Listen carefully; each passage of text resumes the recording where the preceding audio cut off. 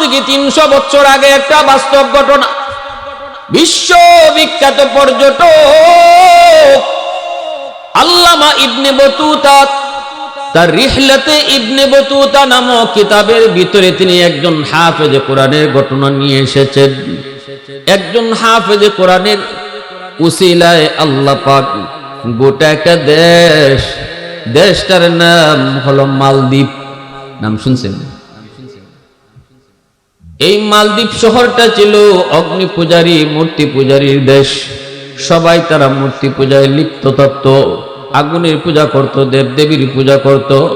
কিন্তু একজন হাফেজের উসিলায় আল্লাহ পাক গোটা দেশটাকে হেদায়েত দিয়ে দিছে। আওয়াজ দিয়ে সুবহানাল্লাহ। মুসলমানের আওয়াজে কও আল্লাহু আকবার, আরো জোরে আল্লাহু আকবার।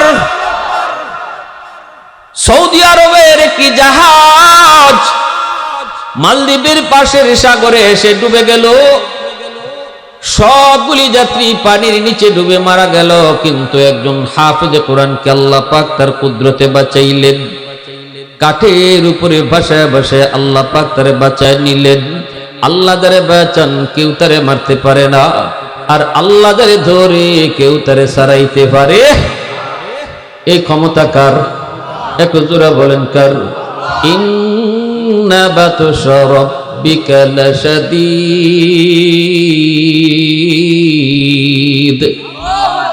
আল্লাহ পাকের ধরা আছে না নাই? সহজ না কঠিন? ধরলে কিন্তু আল্লাহ ছাড়ে না। ধরে না ধরলে আল্লাহ ছাড়ে। ধরার আগে কিন্তু আল্লাহ সুযোগ দেয়, ঠিক না নি? আল্লাহ কিন্তু নগদে ধরেন না। আল্লাহ নগদে কাউরে ধরে না, আল্লাহ সুযোগ দেয়। দিয়া দিয়া যখন অবার হয়ে যায় তখন আল্লাহ ধরে, ঠিক না নি? ভাইরা আমার, ওই হাফেজ কোরআন অল্প বয়সে হাফেজ হয়ে গেল। চেহারাটা বড় সুন্দর। সুন্দর তো হবেই, তার বাড়ি তো হলো আরবে। আরবের মানুষ তো এমনিতেই সুন্দর। আমার নবীর দেশের মানুষ, চেহারাটা বড় সুন্দর। ওই হাফেজে কোরআনকে আল্লাহ তার কুদরতে বাঁচাইলেন। আমি বরিশালে সিডরে গিয়েছিলাম। বরিশালে এক সময় সিডর হয়েছিল। কত সালে মনে নেই? আপনাদের মনে আছে? একবার যে সিডর হয়েছিল, হ্যাঁ, 2007 গেলাম দেখতে। বাড়ি ঘরে কোনো চিহ্ন নাই, সব বাসায় নিয়ে গেল মানুষ। ক্ষতি কি পরিমাণ হয়েছে! লাইন ধরায় ধরায় যখন সাহায্য দিতেছি, মেম্বার সাহেব এসে বলতেছে, হুজুর এই মেয়েটার নাম সুমি। 7 বছরের একটা মেয়ের নাম সুমি। কই হুজুর, এই ফ্যামিলিতে এরা 7 জন ছিল, মা বাবা ভাই বোন কেউ জীবিত নাই। একজন শুধুমাত্র সুমি, আল্লাহ তার কুদরতে তারে বাঁচায় রাখছে। এই মেয়েটা সাঁতার জানে না, কিছুই জানে না, অথচ সাঁতার জাননেওয়ালা যারা কেউ বেঁচে নাই। পানি চলে যাওয়ার পর আমরা যখন হাঁটতেছিলাম আর কান্না করতেছিলাম, লাশ খুঁজতেছিলাম আপনজনের, হঠাৎ করে ছোট্ট মেয়েটার কান্নার আওয়াজ ভেসে আসলো। আমরা ডানে বামে তাকাই, কোথা থেকে কান্নার আওয়াজ আসতেছে রে, একটু কান লাগায় শুনো। ডানে বামে কোথাও থেকে পাই না। হঠাৎ করে একজনে কয়, এ ভাই ওই যে দেখ তাল গাছের উপর থেকে কান্নার আওয়াজ ভেসে আসতেছে। তাড়াতাড়ি করে একজন দুইজন তাল গাছ বেয়ে উপরে উঠে দেখে তাল গাছের ঝুপড়ির মধ্যে এই সুমি নামের মেয়েটা পাতায় আটকায় রাখছে আর কাঁদতেছে। পানি কি পরিমাণ উপরে উঠলো! মা বাবা ভাই বোন সবাই মারা গেল। কিন্তু এই 7 বছরের সুমি মেয়েটাকে আল্লাহ তার কুদরতে বাঁচাইলো। তাহলে হায়াত মৌতের মালিক কে? একটু আওয়াজ দিয়া মালিকের নাম কে? আল্লাযী খালাকাল মাউতা ওয়াল হায়াতা লিয়াবলুয়াকুম আইয়ুকুম আহসানু আমালা। হায়াত মৌতের মালিক হলেন আল্লাহ। ওই হাফেজ কোরআনকে আল্লাহ তার কুদরতে বাঁচাইলেন, কাঠের উপরে বাসতেছে। মালদ্বীপের জেলেরা সাগরে নামলো মাছ ধরার জন্য। হঠাৎ করে জেলেদের নজরে পড়লো একটা বালক কাঠের উপরে ভাসতেছে। তারা তারটাকে ধরে নৌকায় উঠাইয়া মালদ্বীপ শহরে নিয়ে আসলো, বাজারে উঠাইলো বিক্রি করার জন্য। তখনকার সময়ে মানুষ বেচা কেনা হইতো, অনেক চড়া দাম চাই, কেউ নিতে পারে না। একজন হিন্দু মহিলা, সন্তান বলতে শুধুমাত্র একটা মেয়ে, ছেলে তারা নাই, স্বামীও নাই। এই হিন্দু মহিলাটা কয়, আমি ছেলেটাকে কিনে আনবো, সম্পদ তো আমার অনেক, কিন্তু যদি ছেলে সন্তান না থাকি, একদিন আমি অসুস্থ হয়ে যাব, সেদিন আমাকে কে পালবে, কে খাওয়াবে? একটা ছেলে সন্তানের আমার বড় প্রয়োজন। পালতে হয় পালব, কিন্তু ছেলে তো প্রয়োজন। যত টাকা ওরা চেয়েছে টাকা দিয়ে ছেলেটাকে কিনে নিয়ে এসেছে। এই ছেলেটা হাফেজ কোরআন, সে হাফেজ যে এই কথা বুঝায় না, কয় না, কাউকে শুনতে দেয় না, কাউকে বুঝতেও দেয় না। মহিলাটারে আম্মা কয়, মহিলাটাও তারে ছেলে কয়, মেয়েটায় তারে বোন কয়, ভাই কয়, সেও বোনটারে বোন কয়। এইভাবেই চলছে সংসার, সুন্দরী চলছে। হঠাৎ করে হাফেজ কোরআন একদিন দেখতে পেল তার মায় কান্না করে। মা গো, তুমি কেন কান্না করো? কয়, বাবা তোমার কাছে বলে কোনো লাভ নাই গো, বড় বিপদ, বড় বিপদ। এজন্য হাফেজ সাহেব কয়, মা কেন একটু কয়, বাদান রে, কারণ হলো প্রতি বৎসর নির্ধারিত তারিখে রাত যখন 12টা হয়ে যায়, মালদ্বীপের পানি দানবের রূপ ধারণ করে আর মালদ্বীপ শহরের উপর আক্রমণ করে। এই পানিতে অসংখ্য অগণিত মানুষ মারা যায়। বাদশাহ জ্যোতিষীদেরকে বলল, জ্যোতিষী বিদ্যা পড়ে দেখো কেন এমন হয়। গণকেরা জ্যোতিষীরা বলে দিল, বাদশাহ জাহাপনা, এটা একটা খবিস জিনের কারসাজি। যদি এই বিপদ থেকে মালদ্বীপকে বাঁচাতে হয়, তাহলে আপনাকে একটা কাজ করতে হবে। সুন্দরী রূপসী একজন মেয়েকে সাগরের পারে যে মন্দির, ওই রাম মন্দিরে ওই মেয়েটারে রেখে দিতে হবে। তাহলে এই সিডর হবে না, জলোচ্ছ্বাস আর হবে না, কিন্তু সকালবেলা মেয়েটার লাশ পাওয়া যাবে। এই হুকুম পাওয়া মাত্রই, এই নির্দেশ পাওয়া মাত্রই বাদশাহ হুকুম জারি করলো, আমার মালদ্বীপের সুন্দরী মেয়েদের তালিকা তৈরি করো, লটারি দেওয়া হবে, যার নাম উঠবে তার এই মন্দিরে রেখে দিব। একজনের জিন্নাতে খেয়ে ফেলুক, একজনের জীবন দানে যদি হাজারো জীবন রক্ষা পায়। বৃহৎ স্বার্থের দিকে খেয়াল করে ক্ষুদ্র স্বার্থকে জলাঞ্জলি দেওয়া হবে। এই নির্দেশ দেশ জুড়ে যখন দেওয়া হলো লটারিতে, এই বছর আমার মেয়েটার নাম উঠে গেছে রে বাদা। যেই মেয়েটা তোমার ভাইয়া ভাইয়া কয়ে ডাকে আর তুমিও তারে বোন বোন করে আদর করো, এই মেয়েটার নাম লটারিতে এই বছর উঠে গেল। আমাকে সরকারি ভাবে জানিয়ে দেওয়া হয়েছে, সন্ধ্যা হলে পরে সরকারি ফৌজ আসবে, এসে আমার মেয়েটাকে জোরপূর্বক ধরে তারা নিয়ে যাবে আর ওই মন্দিরে রেখে দিবে। সকাল বেলা যায় তার লাশ পাওয়া যাবে। জিন্নাত আমার মেয়েটারে খেয়ে ফেলবে, হত্যা করে ফেলবে, রক্ত খাবে, কলিজা খাবে। এজন্য মায় কাঁদতেছি। বাবা বলতো দেখি, বল, যে মেয়েটাকে এত লালন, এত আদর, এত মায়া করে করে বড় করেছি, আজ চোখের সামনে আমার মেয়েটা মৃত্যুর ঘাটে ঠেলে দেওয়া হবে, আমি মা কেমন করে সেটা সইব? এজন্যই মা কাঁদতেছি, এজন্যই কাঁদতেছি। সন্তানের প্রতি বাপ মার দরদ শুধু ওই বাপ মাই বুঝের যুবক, যেদিন তুমি নিজে বাবা হবা ওই দিন তুমি বুঝতে পারবা সন্তানের প্রতি বাপ মার দরদ কি পরিমাণ।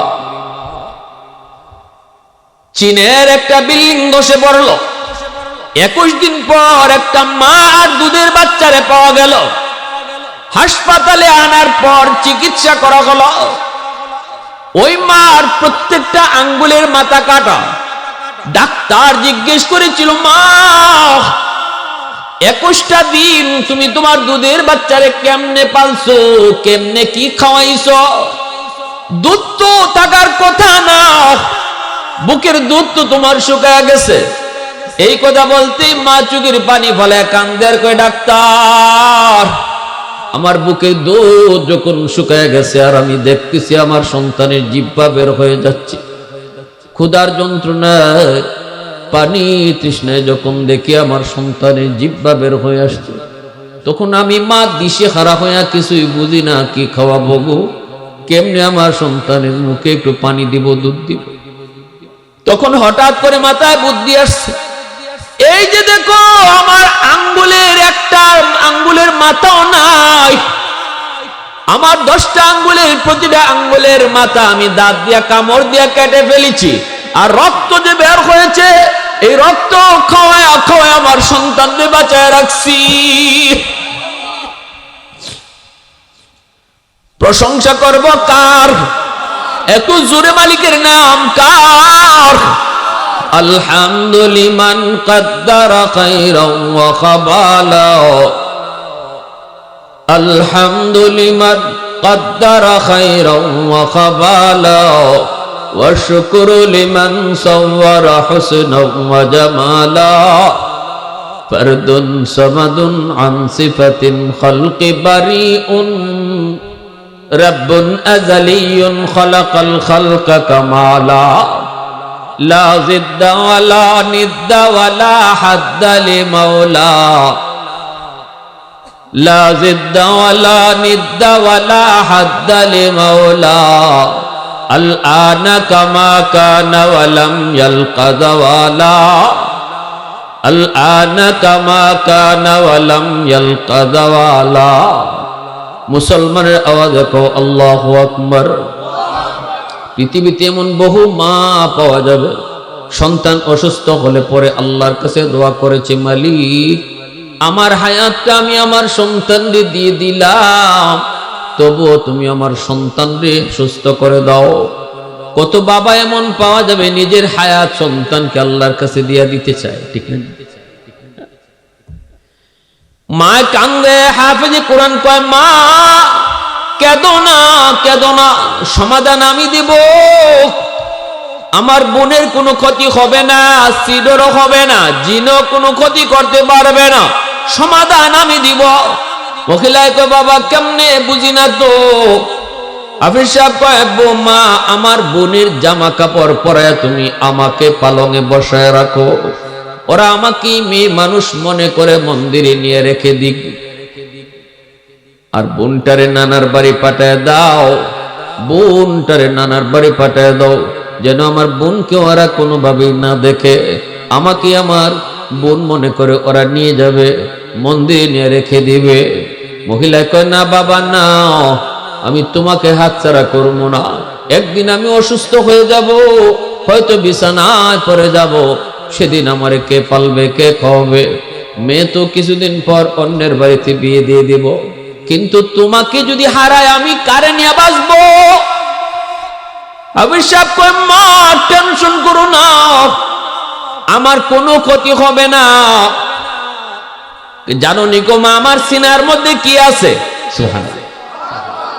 জানো নাকি মা আমার সিনার মধ্যে কি? মহিলা তো কি বুঝে না, কয় বাবা কি?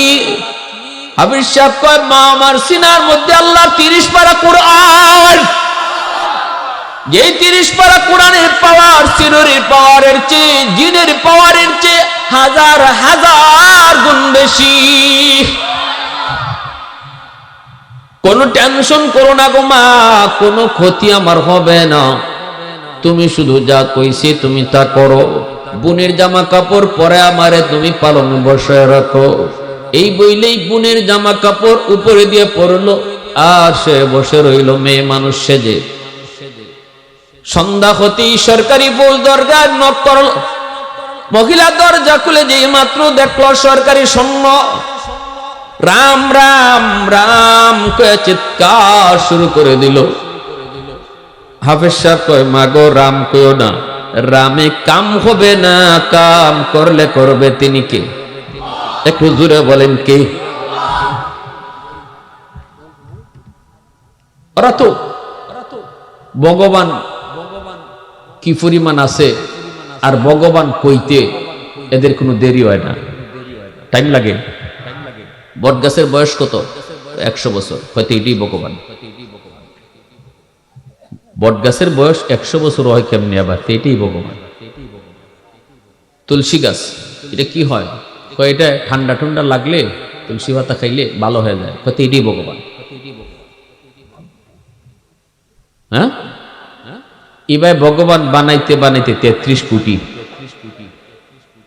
কয় কোটি? বাংলাদেশের মানুষ কয় কোটি? মানুষ 18 কোটি, আর হেরার ভগবান হইল 33 কোটি। আর ভগবান রে দুর্গা পূজা টুজা কইরে লাগতি আবার গান গোভালায়, ঠিক না নি? উসমান হারুনি আল্লাহর বহুতপুর একজন বলি, খাজা মঈনুদ্দিন চিশতি রহমতুল্লাহ গেলেন পীর, খাদেম নিয়ে যাইতেছেন। খাদেমরে বললেন, বাবা একটু আগুন নি পাও দেখো তো, আমি একটু অজুর পানি গরম করব। খাদেম যে পেয়ে গেল, একদল মানুষ তারা আগুনের পূজা করে, কাছে যায় বলতেছে একটু আগুন দিবানি গো, আমার হিসাবে পানি গরম করব। কয় কেন? কয় অজু করার জন্য। অগ্নি পূজারীর দল তখন কয় আমরা কোন মুসলমানকে আগুন দেব না, কারণ আগুন আমাদের দেবতা ভগবান, আগুন আমরা ভগবান। নাউজুবিল্লাহ। হুজুর ওরা আগুন দিবে না, আগুন পেয়েছি কিন্তু দিবে না। কয় কেন? কয় ওরা আগুন বলে ওদের দেবতা ভগবান, আগুনের পূজা করে। উসমান হারুনি তিনি গেলেন, পাশে যায় বলতেছেন দিবানি। কয় না, আগুন দেওয়া যাবে না, এই আগুন দিয়ে অজুর পানি গরম করবা হবে না, কারণ আমরা আগুনের পূজা করি, আগুন আমাদের ভগবান।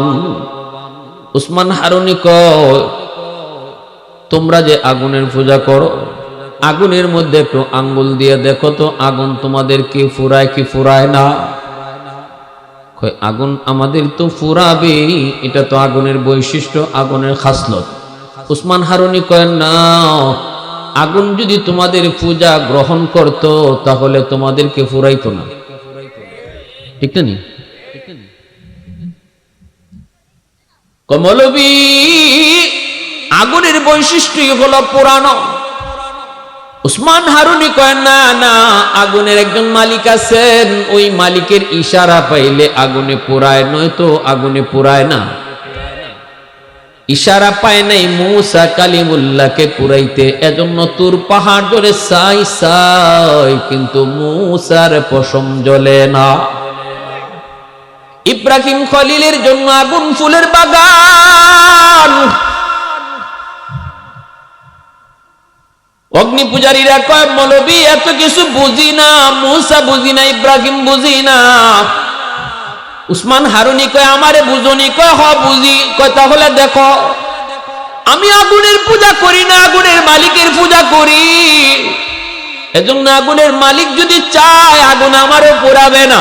এই বইলে উসমান হারুনি আগুনের ভিতরে আল্লাহু আকবার কয় লাফ দিয়া ঢুকে পড়লেন। একটু পরে আগুনের ভিতর থেকে আবার তিনি আল্লাহু আকবার কয়ে বাহিরে চলে আসলেন, অথচ আগুন তারে পোড়ালো না, আগুনে কোনো ক্ষতি করলো না। সবগুলি মূর্তি পূজারী অগ্নি পূজারীরা কয় হায় হায়, এতদিন পর্যন্ত শুধু আমরা আগুনের পূজা করলাম, এখন তো দেখি আগুন বড় ভগবান না, আগুনের চেয়েও বড় ভগবান হলো উসমান হারুনি। ওই ভগবান বাড়ায়, কিন্তু এইভাবে কিন্তু বাড়াইতে বাড়াইতে কয় কোটি হইছে।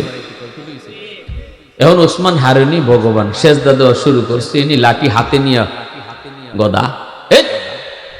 আহমকের আহমক, বুকার বুকারা, আমাকে আগুনে যে জ্বালায় নাই এটা আমার কোনো ক্রেডিট না, বাহাদুরি না। আমি আগুনের মালিকের ইবাদত করি, গোলামি করি, এজন্য আগুন আমারে জ্বালাই নাই। তোমরাও যদি আগুনের মালিকের গোলামি করো, আগুন তোমাদেরকেও জ্বালাবে না। বলা মাত্রই উপস্থিত সকল অগ্নি পূজারী কালেমা পড়ে মুসলমান হয়ে গেছে। मैं तालिब मौला हूँ मेरे इश्क निराला, मैं तालिब मौला हूँ मेरे इश्क निराला, है जुमला जहां जिनके तजल्ली से उजाला, है जुमला जहां जिनके तजल्ली से उजाला, मा दर्द जहां गैर खुदा यार नदारम, যদি আদে খুদা হি চিদিগর কার নদারম, যদি আদে খুদা হি চিদিগর কার নদারম। মুসলমানের আওয়াজে কও আল্লাহু আকবার। এইবার মহিলা কয় বাবা,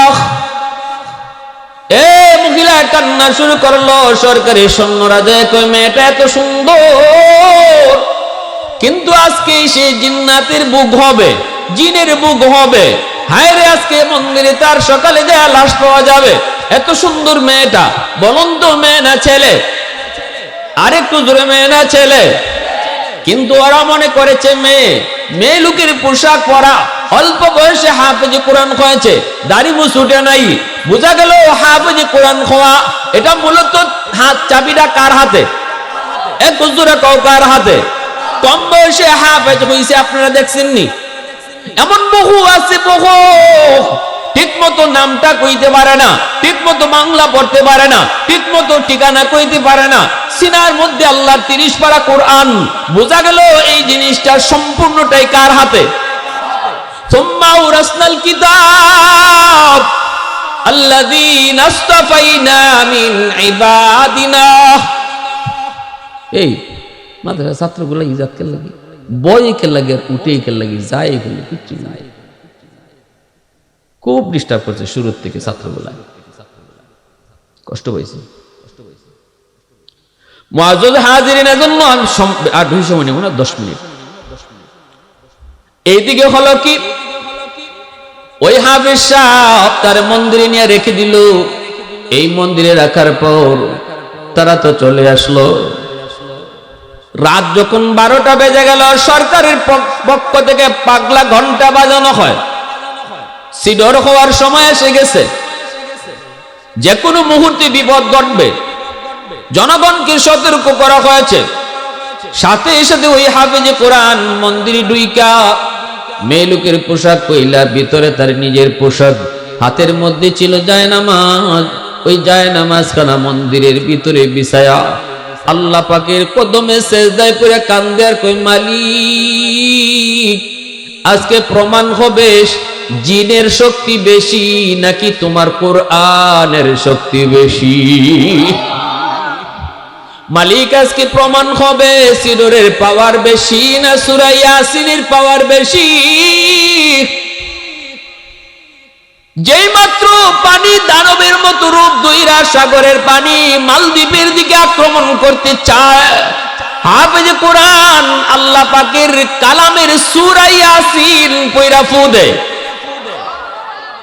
আল্লাহর কালামের সূরা ইয়াসিন, কোরআনের হৃৎপিণ্ড, কোরআনের কলব পয়রা ফু দেওয়া মাত্রই আল্লাহ পাক সূরা ইয়াসিনকে এটম বোমার মতো শক্তিশালী বানায়া ওই দানবের মতো পানির বিপরীতে আল্লাহ পাঠায়া দেয়। সাগরের মাঝামাঝি যায় সূরা ইয়াসিন পানিটারে আঘাত করে। আঘাত করা মাত্রই মুহূর্তের মধ্যে ওই দানবের মতো পাহাড় সমান পানিটা আবার সাগরে দেবে গেল। সিডর হলো না, জলোচ্ছ্বাস হলো না। সকালবেলা আসলো লাশ নেওয়ার জন্য। ফৌজের আইসা দেখে মন্দিরের ভিতরে লাশের কোনো বংশ নাই, কিন্তু মন্দিরের ভিতরে একজন হাফেজে কোরআন বসে বসে কোরআন তেলাওয়াত করে। সরকারি সৈন্যরা জিজ্ঞেস করে, কি তুমি লাশটা কোথায়? হাফিজ সাহেব কয়, লাশ তোমরা কোথায় পাবা? এখানে লাশ কার আসবে? কয় কেন, গত রাত আমরা যেই মেয়েটাকে রেখে গেলাম। হাফিজ সাহেব কয়, না, গত রাতে কোনো মেয়ে লোক এখানে আসে নাই, আমাকে তোমরা মেয়ে লোক মনে করে রেখে গেছো। আমি আমার বোনের জামা কাপড় পরে বসা ছিলাম, বোনটারে নানার বাড়ি পাঠায় দিছি। তাহলে তোমাকে যে সিডুর মারলো না, জিনে খাইলো না, ঘটনা কি? সিডুর হলো না, তুমিও মরলে না। আমির সাহেব কয় তোমরা জানো না গো, আমার সিনার মধ্যে আল্লাহ পাক কি পাওয়ার রেখে দিয়েছে, কি শক্তি আল্লাহ পাক রেখে দিয়েছে। আমার সিনার মধ্যে যেই পাওয়ার, সেই পাওয়ারের নাম হলো 30 পারা কোরআন। আমি ওই 30 পারা কোরআনও পড়ি নাই, শুধু ইয়াসিন পড়ে ফু দিয়েছি। আর সূরা ইয়াসিনের পাওয়ারটাকে আল্লাহ পাক ওই সিডুরের পাওয়ারের চেয়ে 1000 গুণ বেশি পাওয়ারফুল বানায় দিছি। এই কথা বলা মাত্রই সরকারি ফৌজরা দৌড়াইয়া বাদশার কাছে তারা চলে গেল। বাদশাকে যে বলল, বাদশা যাবো না, সিডুর তো হয় নাই, কিন্তু মন্দিরে কোনো লাশও নাই। কাউকে তোমরা বলে তাহলে কি? কয়েকজন ছোট্ট হাফেজে কোরআন, আল্লাহর কালাম কোরআন তেলাওয়াত করে, সে নাকি কোরআন পড়ে ফু দিয়েছে, তাও শুধু কোরআনের একখান সূরা পড়ে। এতে করে সিডুর হেরে গেল, কোরআন জয়ী হয়ে গেল। বাদশাহ কয় আমারে নিয়ে চলো। আল্লাহু আকবার জোরে। বাদশাহ এসে কয়, বাবা যুবক, এই যদি হয় কোরআনের শক্তি আর কোরআনের পাওয়ার, তাহলে আমরা কেন এত দূরে থাকবো? যদি কোরআনের শক্তি এমনই হয়, তাহলে ইসলাম ধর্মই সত্য, আমরা কেন অন্ধকার ধর্মে থাকবো? আগামী বছর এমন দিনে আমি সাগরের পারে দাঁড়ায় দাঁড়ায় তোমার এই দৃশ্যটা দেখবো। নির্ধারিত টাইমে তোমাকে মন্দিরে রেখে দেওয়া হবে, আর আমি সাগরের পারে দাঁড়ায় থাকবো, মন্ত্রী পরিষদ নিয়ে দাঁড়ায় দাঁড়ায় দেখবো। যদি এমনই হয়, আল্লাহর কালামের পাওয়ার যদি এমনই সত্য হয়, তাহলে কথা দিলাম আমার জনগণ সহ মন্ত্রী পরিষদ লইয়া তোমার হাতে হাত রেখে কালেমা পড়ে মুসলমান হব। আগামী বছর এমন দিনে আবারও ওই মন্দিরে রেখে দেওয়া হয়। আর বাদশা মন্ত্রী পরিষদ লইয়া যখন সাগরের পারে দাঁড়ায় দাঁড়ায় দেখতেছে, নির্ধারিত টাইমে যখন পানিটা দানবের মতো রূপ নিয়েছে গো, মন্দির থেকে কি যেন একটা আগুনের লোক্কা বের হয়ে আসলো। এটা তো আগুন নয়, এটাই হলো আল্লাহর কালাম। সুবহানাল্লাহ। আরেকটু জোরে কেউ সুবহানাল্লাহ। আহাদুল লাইসা কামিসলিকি সামাদুল লাইসা কাফাদলি লিমানিল মুলকু তুগুই তু সাজাওয়ার খুদাই, তু খুদাওয়ান্দে ইয়ামিনি তু খুদাওয়ান্দে ইয়াসারি, তু খুদাওয়ান্দে জমিনি তু খুদাওয়ান্দে সামাই, তু রহিমি তু করিমি তু সামিঈ তু বসিরি, তু মুইজ্জি তু মুদিল্লি তু মালিকিল আরশি বজাই, বরি আজ খুরদন ও খুফতন, বরি আজ তুহমতে মরদন, বরি আজ বেমু উমিদি, বরি আজ রঞ্জ বালাই। পরের বৎসর ওই হাফেজ সাহেবের হাতে হাত রেখে বাদশাহ, জনগণ, মন্ত্রী পরিষদ সব লইয়া কালেমা পড়ে মুসলমান হয়। আর সেদিন থেকে মালদ্বীপ পৃথিবীর মানচিত্রে ইসলামী রাষ্ট্র হিসেবে ঘোষণা পায়। এর আগ পর্যন্ত মালদ্বীপ ছিল একটা অগ্নিপূজারী দেশ। এই সত্য ঘটনাটি লিখছেন কে? বিশ্ববিখ্যাত পর্যটক আল্লামা ইবনে বতুতা রাহিমাহুল্লাহ, কিতাব রিহলাতে ইবনে বতুতা কিতাবের ভিতরে। তাহলে আল্লাহর কালামের শক্তি, আল্লাহর কালামের পাওয়ার আসেনি না নাই? এজন্যই রাসূল বলে, কোরআন যে সিনা আছে, এই সিনাটাকে জাহান্নামের আগুনও জ্বালাইতে পারে না, জাহান্নামের আগুনও জ্বালাইতে পারে না। কিয়ামতের মাঠে আল্লাহ পাক ডাক দিব, কই বাপ মারা? নবীর বাপ মায় কইব, আল্লাহ আমি তো অমুক নবীর আম্মা, অমুক নবীর আব্বা। আল্লাহ বলবেন, আমি কোন নবীর বাপ মাকে খুঁজি না। সাথে সাথে একজন হাফেজের বাপ মা, আলেমের বাপ মা আয়েশা কইব, আল্লাহ আমি অমুক হাফেজ সাহেবের আম্মা, অমুক আলেমের বাবা। আল্লাহ হাসুরবাসীর সামনে তখন বলবেন, আমি তো তোমাকে খুঁজতেছি। আল্লাহ পাকের হাতের মধ্যে মুকুট। নবীজি হাদিস শরীফে বলেন, মান ক্বারা আল কুরআন ওয়া আমিলা বিমা ফীহি উলবিসা ওয়ালিদাহু তাজান ইয়াউমাল কিয়ামা। দুনিয়ার জমিনে হাফেজের মাথায় পাগড়ি পরাইলাম আমরা রে যুবক, পাগড়ি পরাইলো এলাকার মানুষ, পাগড়ি পরাইলো তার উস্তাদগণ, কিন্তু ওই হাফেজের বাপ মার মাথায় পাগড়ি পরাইবো হাসরের ময়দানে আল্লাহ নিজের হাতে। মা বাবার মাথায় আল্লাহ নিজের হাতে মুকুট পরাইবো, দাউহু আহসানু মিন দাউইশ শামস, যেই মুকুটের পাওয়ার সূর্যের পাওয়ারের চেয়েও বেশি হবে। মানুষেরা জিজ্ঞেস করবো সে কে, তখন পরিচয় দেওয়া হবে ইনি অমুক হাফেজ সাহেবের আব্বা, ইনি অমুক মুফতি সাহেবের মা এর বাবা। হাসরের ময়দানে তারে এইভাবে পরিচয় দেওয়া হবে। এজন্য আমি আপনাদেরকে বলবো, হাসরের ময়দানে আল্লাহ পাকের হাতে, আল্লাহ পাকের কুদরতি হাতে মুকুট পরার নিয়ত কার কার আছে একটু হাত উঠে আল্লাহরে দেখান। আল্লাহ তুমি কবুল করো, সবাই বলেন আমিন, আরো জোরে বলেন আমিন। তাহলে সন্তান নাতি নসাকে মাদ্রাসায় পড়ানো দরকার আছে নি না নাই? মাদ্রাসার সবচেয়ে বড় সহযোগিতা হলো নিজের আওলাদকে মাদ্রাসায় পড়ানো। টাকা পয়সা দিয়া সহযোগিতা যারা করে তো করে আলহামদুলিল্লাহ, তবে এর চেয়েও বড় সহযোগিতা হলো সন্তান মাদ্রাসায় পড়ানো, নিজের নাতি নসাকে মাদ্রাসায় পড়ায়া হাফেজ আলেম বানানো। এরাই হলো মাদ্রাসার 1 নম্বর মুহিব্বিন, 1 নম্বর শুভাকাঙ্ক্ষী। ঠিক না নি? হ্যাঁ, আল্লাহর ঘর নবীর ঘর, আল্লাহর ঘর মসজিদ, নবীর ঘর মাদ্রাসা। আর্থিক অবস্থা আল্লাহ আটকায় রাখবে না। আমি না দেই আরেকজন আল্লাহ বাউ করে দিয়ে আল্লাহ চালাই নিব। ঠিক না নি? হ্যাঁ, কেউ যদি মনে করে মাদ্রাসায় দান করে আমি মাদ্রাসা টিকায় রাখছি, সে বহুত বড় ভুলে আছে। আল্লাহ নবীর হাদিস বলে তুমি মাদ্রাসা টিকায় রাখছো না, মাদ্রাসায় দান কইরা, এলাকাবাসী মাদ্রাসার সহযোগিতা কইরা, মাদ্রাসার উসিলায় আল্লাহ তাদেরকে টিকায় রাখছে। আমি একজন ছাত্রের লজিং খাওয়াই, নবীর হাদিসের ভাষায় কেউ যদি কয় যে আমি ছাত্রটারে খাওয়াই, রাসূল কয় না, কথাটা ঘুরায় কও, বলো এই ছাত্রের উসিলায় আল্লাহ আমাদেরকে খাওয়ায়। ইন্নাল আলিমা ইস্তাগফিরু লাহু মান ফিল আরদ ওয়া মান ফিস সামা হাত্তাল হিতানু ফি জাওফিল মা।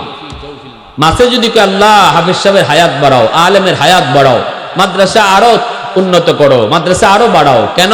মাসে বুঝে মাদ্রাসা যতদিন থাকবো আমি মাছ জমিনে বাচ্চা থাকার সুযোগ রয়েছে, অতএব আমি মাছ বেঁচে আছি, যাদের উসিলায় আল্লাহ তাদের হায়াত বাড়লে আমার মাছেরও হায়াত বাড়লো। আল্লাহ রসুলকে এটা মাছে বুঝলো, পিপিলিকায় বুঝলো, গাছের পাতায় বুঝলো, বালির কণা বুঝলো, কিন্তু তুমি মানুষ বুঝলা না। ঠিক না নি? রসুল বলতেছে উম্মত তোমরা বুঝলা না। ছোট্ট বাচ্চাটা দেখতেছো মাদ্রাসায় আয় যায়, দেখতেছো দুষ্টামি করে গাছের পাতা ছিঁড়ে, কিন্তু তুমি জানো না রসুল বলে এই ছাত্রটার উসিলায় আল্লাহ তোমার চেয়ারম্যান দিয়ে আল্লাহ চেয়ারম্যানই করার সুযোগ দিতেছে, তুমি মেম্বারকে আল্লাহ মেম্বারি করার সুযোগ দিতেছে, ওই মাদ্রাসাটার উসিলায়, ওই ছাত্রটার উসিলায় আল্লাহ পাক তুমি বড় ব্যবসায়ীকে ব্যবসা করার সুযোগ দিচ্ছে, ওই ছাত্রটা উসিলায় আল্লাহ তোমার মতো একজন মানুষকে সুস্থ অবস্থায় চলার সুযোগ দিচ্ছে। এখনো তোমার আল্লাহ গাছ থেকে ফুল ফল খাওয়ায়, এখনো জমিন থেকে আল্লাহ তোমার ফসল খাওয়ায়, এখনো তোমার নদী থেকে মাছ খাওয়ায়, যত নিয়ামত তুমি দেখতেছো সব কিছু আল্লাহ পাক তোমারে খাওয়াইতেছে, পালতেছে এই ছাত্রটার উসিলায়। সুবহানাল্লাহ। তাহলে কদর করা দরকার আসেনি না নাই? আসেনি না নাই? প্যারে হাজিরিন, এজন্য মহব্বত করবো মাদ্রাসাকে দিল থেকে, অন্তর থেকে, ছাত্র উস্তাদ সবাইকে দিল থেকে মহব্বত করব। হাসরের মাঠে এই মহব্বতটা নাজাতের উসিলা হবে। কুন আলিমান আও মুতাআল্লিমান আও মুহিব্বান আও মুঈনান ফালা তাকুন খামিসা। রাসূল কয় 5 নম্বর দলে যাইও না, হয় ছাত্র হও, মাদ্রাসা তালেব ইলম হও, নয় উস্তাদ হও, কোরআন শিখো নাইলে শিখাও, অথবা কোরআন ওয়ালাদেরকে মহব্বত করো, কোরআন ওয়ালাদেরকে সাহায্য সহযোগিতা করো। পারতেছো না তুমি ফরতায়ও ফরাইতায়ও, তাদের পাশে থাকো, মহব্বত করো, দেখো কখন কি লাগতেছে, দেখো ছাত্রটার বসার পরিবেশ ঠিক আছে কিনা, তার খাওয়ানোর পরিবেশ হয়েছে কিনা। আল্লাহ রসুল কই এই 4টা দলের ভিতরেই থাকো, ফালা তাকুন খামিসা, 5 নম্বর দলে যেও না। সুবহানাল্লাহ। রসুল কি কইছেন? 5 নম্বর দলে কেউ যেও না, দুনিয়াও বরবাদ আখিরাতও বরবাদ। মানে 5 নম্বর দল হইলো যারা মাদ্রাসারে ভালো পায় না, ধরো এই মাদ্রাসাটা এখানে কেন হইলো, এটা ওই একটা ঝামেলা বাঁধাইছে, এটা ওই আমার স্কুলের ছাত্র কমাই দিছে, এটা ওই এই করছে সেই করছে, এই ধরনের কোনো কথা মন্তব্য তুমি করলেই রসুল কয় তুমি 5 নম্বর দলে গেলায়। কয় নম্বর দলে গেলায়? 5 নম্বর দলে গেলায়। ছোট ছোট বাচ্চারা মাদ্রাসা যারা পড়ে এরা মানুষের বাচ্চা, এরা ফেরেশতা না, ভুল হবেই, ঠিক কি না? হাসরের মাঠে একজন আলেমের ভুল আল্লাহ পর্দার ভিতরে নিয়ে জিজ্ঞেস করব, ইয়া মাশারাল উলামা তামাইয়াজু বাইনাহুম, ও উলামায়ে কেরাম হাসরবাসী থেকে আলাদা হও। সুবহানাল্লাহ, জোরে বলেন। আল্লাহর ঘোষণা, হাসরবাসী থেকে আলাদা হও। আলাদা হলে আল্লাহ পর্দা ফেলাই দিবে। ফালাই আল্লাহ বলবে একজন আলেম দোষ করছে, ভুল করছে, গুনাহ করছে, আল্লাহ বলবে কেন এই ভুল করছে? তখন সে বলবে আল্লাহ ভুল হয়ে গেছে, তোমার কোরআনের ইজ্জতের খাতিরে মাফ করো। আল্লাহ বলবেন আমি তো কোরআন বুঝেই তোমার সিনায় দিছি, এরপরও যখন ভুল করে লিছো যাও আমার কোরআনের ইজ্জতের খাতিরে মাফ করে দিলাম। ফালা উবালি ফালা উবালি ফালা উবালি। হাদিসে কুদসি আল্লাহ বলে আমি একজন কোরআনওয়ালাকে হাসরের মাঠে মাপ দিব পর্দার আড়ালে, এই মাপ দেওয়ার সময় আমি কারো পরোয়া করব না, আমি কারো কোনো পরোয়া করব না। কেডায় আমারে কি জিগাইব? ওই বুশে নিয়ে আমারে জিগায়, ক্লিন্টনে নিয়ে আমারে জিগায়, রাশিয়া প্রেসিডেন্ট নিয়ে আমারে জিগায়, আল্লাহ তারে দিয়ে মাফ করে দিলাই তা আমি কি? আল্লাহকে ইজাত পরোয়া আমি করব না, আমার কোরআনে ইজ্জতের খাতিরে পর্দার ভিতরেই মাফ করে দিব। এবং পর্দার ভিতরেই একজন আলেমরে যে ভুল জিগাবো আল্লাহ, এটা হাসরবাসী কেউ শুনবেও না, দেখবেও না, এতটুকু শরম আল্লাহ সাধারণ মানুষের সামনে একজন আলেমকে দিবে না। হাসরের মাঠে যদি আল্লাহ আলেমের ভুলকে গোপনে রাখা আল্লাহ গোপনে মাফ করে দিতে পারে, আমি মানুষ এমন কি হইলাম যে মাদ্রাসার একটা ছাত্র যদি ভুল করে, একজন আলেম যদি ভুল করে, আমি এটা গোপন রাখতে পারলাম না? আমি এটা চার দোকানে বৈশা, আমি এটা বাজারে বৈশা ওপেন করে গোটা আলেম সমাজকে কলঙ্কিত করলাম। আল্লাহ যদি পারলো, আমি পারলাম না। আমি কত বড় নালায়েক, ঠিক না? নি জোরে কোন?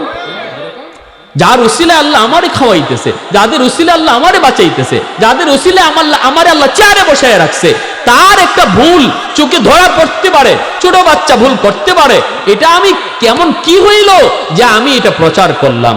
আমার প্রচারের কারণে আরো 10 জন মানুষ মাদ্রাসায়, নিজের ছাত্র নিজের বাচ্চাটার মাদ্রাসায় পড়ানোর কথা ছিল, সে তার মন ঘুরায় নিল। হাসরের মাঠে এর জন্য দায়ী কে হবে? যে প্রচার করছে, যে অপপ্রচার করছে, যে বদনাম করছে। আল্লাহ আমাদেরকে সহি বুঝ দান করুন। সবাই বলি আমিন, আরো জোরে বলি আমিন।